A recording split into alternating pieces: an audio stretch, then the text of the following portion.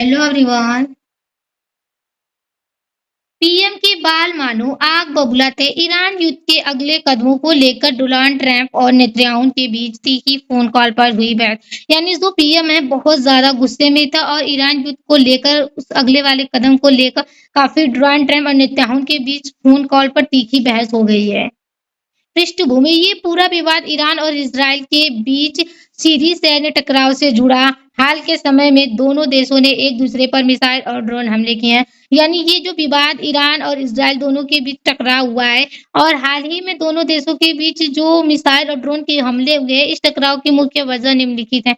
इसके कई कारण हो सकते हैं। परमाणु कार्यक्रम। इस्राइल का मानना है कि ईरान चुपके से परमाणु हथियार बना रहा है जो इस्राइल के अस्तित्व के लिए खतरा है। यानी इस्राइल का मानना है कि जो ईरान है वो चोरी से परमाणु हथियार बना रहा है और उस पर हमला करने वाला है जो कि उसके लिए खतरा है, उसको ऐसा ईरान को लग रहा है। प्रॉक्सी वार। ईरान द्वारा समर्थित गुट को जैसे हिजबुल्लाह और हमास के साथ इस्राइल का लंबा समर संघर्ष चल रहा है जिसने अब सीधे ईरान इस्राइल युद्ध का रूप ले लिया है। इन दोनों देशों के बीच लड़ाई चले जो कि काफी लंबे समय से चलता आ रहा है और सीधे ईरान और इस्राइल दोनों का रूप ले लिया है। मामला क्या है? लीक हुए रिपोर्टों के अनुसार डोनाल्ड ट्रंप और बेंजामिन नेतन्याहू के बीच फोन पर ईरान पर जवाबी कार्रवाई की सीमा और तरीके को लेकर तीखी बहस हुई। यानी जो नेतन्याहू और ईरान है इन दोनों के मतलब इन दोनों के फोन पर तेजी से बहस हो गई है इस कार्रवाई को लेकर।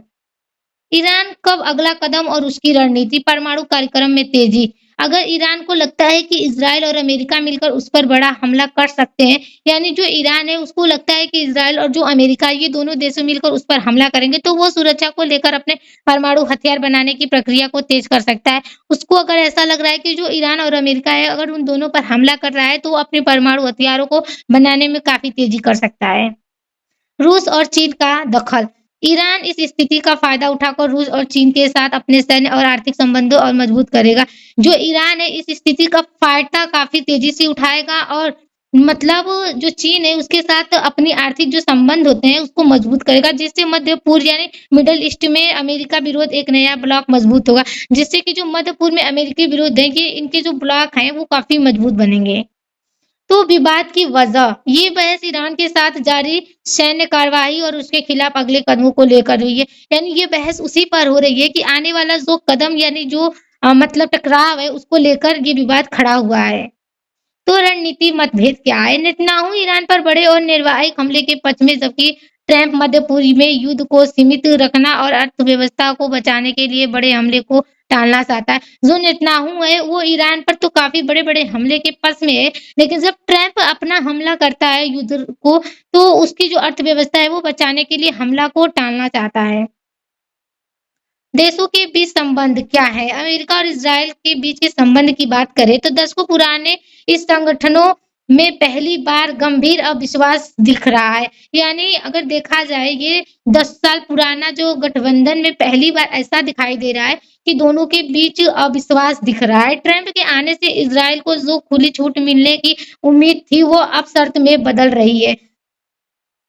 अंतर्राष्ट्रीय संबंध एआई से जुड़ा हुआ अगर हम बात करें महाशक्ति का दबदबा। ये विवाद दिखाता है कि वैश्विक राजनीति में अमेरिका अब भी एक प्रमुख मध्यस्थ है जो अपने सहयोगी की नीतियों को प्रभावित कर सकता है। यानी ये विवाद दिखा रहा है कि जो वैश्विक रणनीति होते हैं वो अमेरिका में अभी भी काफी प्रमुख रहे हैं और काफी नीतियों में प्रभावित कर सकता है।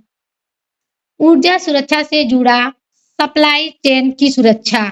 ईरान और खाड़ी देशों के पास दुनिया का सबसे बड़ा तेल भंडार है। यानी जो ईरान है और खाड़ी देश हैं, ये दुनिया के काफ़ी बड़े तेल भंडार का जगह माना जाता है। ये विवाद शांत रहने से हर जलडमरू मध्य जैसा प्रमुख समुद्री व्यापार मार्ग सुरक्षित रहेगा।